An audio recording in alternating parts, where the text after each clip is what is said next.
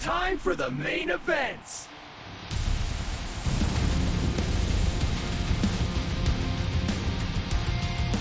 Hey guys, welcome back to the channel. If you like the content, hit the subscribe button, leave a like down below. This is video 2 of the day. Make sure you go check out my thoughts on the island. I got a lot to say about it. It looks really fun this year. Anyway, we're going to talk about the Ringside Pass and how this whole new feature, this whole new thing, this new setup, I know it's an experiment this year, this could kill the franchise for sure or could severely damage it.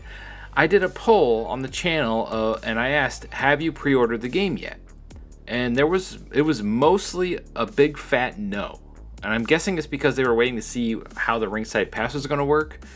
I think the pre-orders and sales this year are going to be a lot lower than they've been in a while. Despite all the cool new features, putting a Ringside or Battle Pass in a yearly release game makes no sense to me.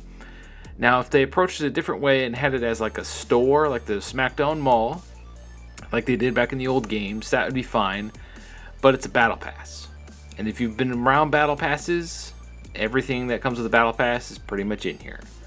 Let's go look at the news, and then I'll give you my final thoughts on what I think of this Ringside Pass situation. Alright, there's a ton of videos explaining everything and how it works, but we're going to use Insider Gaming's breakdown here. Shoutouts to them.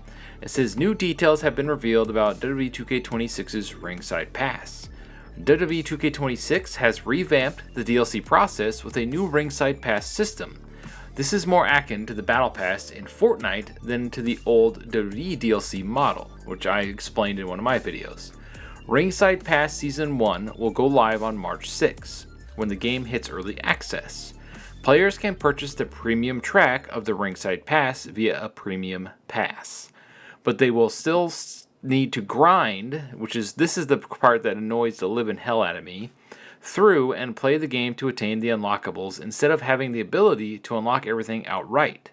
So you have to spend extra time to unlock your characters that you frickin' paid for. This to me is what will kill, I think, all of the DLC and could kill the game really quick. I think a lot of people on Steam, once they get the game, are probably going to ask for refunds. I don't think you can get refunds on console. I mean, some of them, they'll work with you sometimes, but they're going to have a mass backlash once people really realize what this is. Because I think a lot of players that don't play free-to-play games understand what exactly this is. So let's keep going here.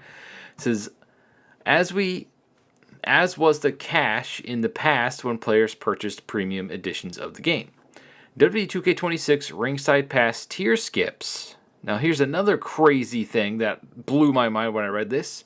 Priced similarly to NBA 2K. Now I haven't played any NBA games. I could care less about basketball, let alone playing a video game. I think the last basketball game I played was NBA Jam back on the Super Nintendo. That's how long it's been since I've played a basketball game. A new video from Smack Talks on YouTube reveals further details about Season 1 of WWE 2K26's Ringside Pass. Shoutouts to Smack Talks, shoutouts to the Pro Wrestling Shoot, and I believe Just Brian also made a video on this. I'm sure all the big creators did because this is a major thing. I just want to give you my 2 cents worth and where I stand on this situation. The season will be centered around the AAA Lucha Libre Mexican wrestling promotion and feature 4 new superstars, Psycho Clown, Lady Flamer, Mr. Iguana, and El Hijo del Vikingo, which we'll look at the end of the video. There will also be new arenas and championships based around AAA. However, it was also revealed, now here's where it gets really juicy, that players can purchase tier skips. However, it was noted to be priced similarly to NBA 2K, which is $1.99 per tier.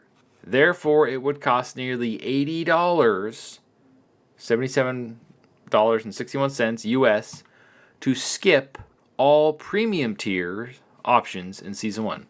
So premium tiers are the DLC that you freaking paid for. So if you want to skip it and just get the stuff you paid for immediately, you'll have to pay an extra $80 roughly to get it right away.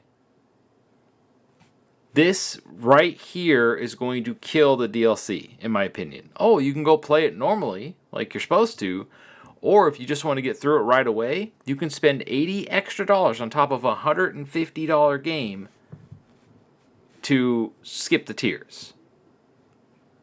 This is criminal, in my opinion. This is terrible in a yearly release game. I know they've been doing it in the NBA games, but we're talking about wrestling. Wrestling should be more modeled after fighting games than it should sports games. I don't know why we're still trying to make a sports game. It is not a sport. It is entertainment. It is more of like a fighting game, especially with intergender matches, the crazy crap you can do online, all the new weapon mechanics. What are they doing? Like, everything else in the game that they've done this year sounds fantastic. And they're about to ruin all of it with this ringside pass situation. I am so torn on this because I really want to play the game. I really want to support it. My whole channel pretty much depends on this game. But this ringside passing is a huge, major turnoff with this pricing structure. Like, I don't know why. I mean, obviously they want to make more money, but there's better ways to do it than a freaking battle pass in a yearly release game. People are going to be so burnt out trying to unlock everything legit this year that when 2K27 comes out, I don't think anybody's going to buy it. I mean, the hardcore will buy it, and us YouTubers will buy it to cover it, but I think a lot of the player base is going to be burnt out next year. So hopefully they take a mulligan year and wait until 2K28, because I don't see anybody buying the next game unless they go nuts and add in a ton of new features to the game that we've been asking for forever. Maybe this extra money will help get those in the game, but where I stand on this now, this is ridiculous. This is EA levels of, like, I'm speechless right now. And I can't wait to work with Mr. Dubs and hopefully Kenny Bomb. I want to get his thoughts on this too. And anybody else, if you're watching, I would love to just I just want to talk to the community. I might go live and do a live stream and see where everybody stands with this, because this is a catastrophe in my mind. I mean, you can't treat wrestling fans like NBA fans or basketball, Madden games, or, football, whatever. It's not a sports title. You got to get that through your head. I don't. Ugh. All right, I believe down here it says Ringside Pass seasons don't expire. Yes, that's good news. And some good news, players don't have to rush to grind through to unlock everything, as the Ringside Pass seasons do not expire. Therefore, players can still unlock everything at their leisure. One of the game's developers is confident that fans will enjoy the new DLC system overall. They believe that this allows more content for the players. Read their full comments here. Insider Gaming will provide more news regarding W2K26 leading up to early access. Early access is a little more than a week away, launching on March 6th. The game will be available to the global public on March 13th. Well, now for some good news. Let's go look at the new AAA images that they showed. They haven't showed any entrances yet, at least at the making of this video. So let's go check out all the cool new wrestlers from AAA and the creation parts. That's what I'm excited about, the creation parts from it. And then we'll sum up at the end. Alright, so here's the first image of Mr. Iguana. He looks phenomenal. He's one of the best looking characters in the game. That is, I'm blown away at how good he looks. I mean, it just doesn't even look like the game. This looks like a real photo. That's how good this looks. And then on to the next one. I like how they got his little stuffed iguana in here. That's really cool. It's awesome, and they got his entrance and everything. That's super cool. Oh, I'm very happy with that. And then Psycho Clown. That was the one I was most excited for because he has a cool mohawk. And there is a clip floating around that he rips off his mask, and he has this mask next underneath. That is a cool mechanic for him. I'm also, like I said, looking at these cool new creation parts that I might be able to use. That is so cool. If you have to go through all this jumping through hoops to unlock all this stuff, and you can't customize this stuff or use it for your creative wrestlers, yeah, we're getting pretty close to me retiring from 2K or just wrestling games in general. It won't be my last wrestling game, obviously, because the channel. But if I did not have this channel, I would probably cancel my pre-order right now because I would wait for a sale, or I never would have pre-ordered it to begin with. Then next up, we got our first look at Lady Flamir. I love the new gear and everything. I might use this for my main character, especially now that we have masks that hair can come out of.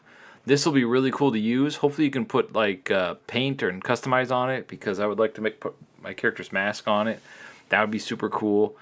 So there you have it. Those are the first images of the ringside pass here. Also, I forgot I saved this.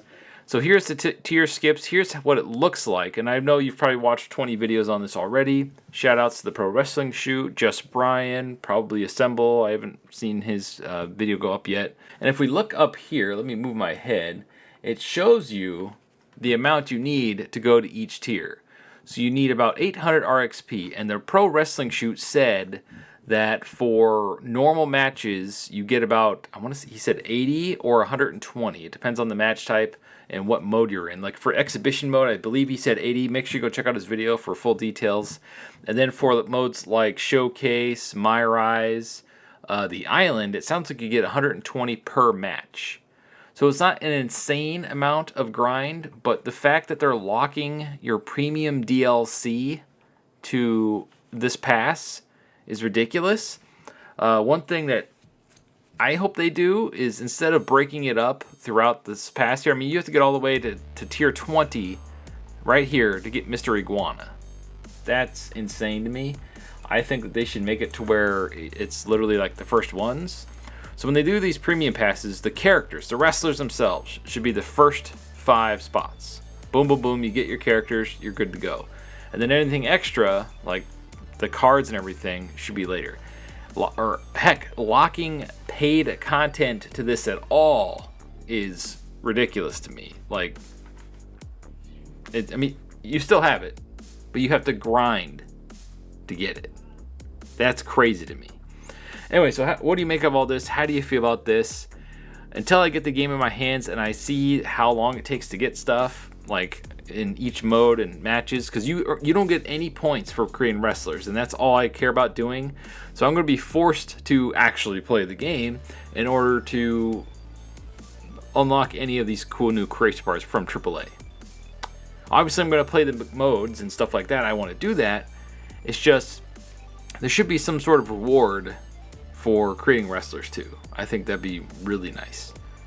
Anyway, sound off in the comments below. What do you make of all this? I am extremely bummed out by this because the way it's structured. $80 to skip.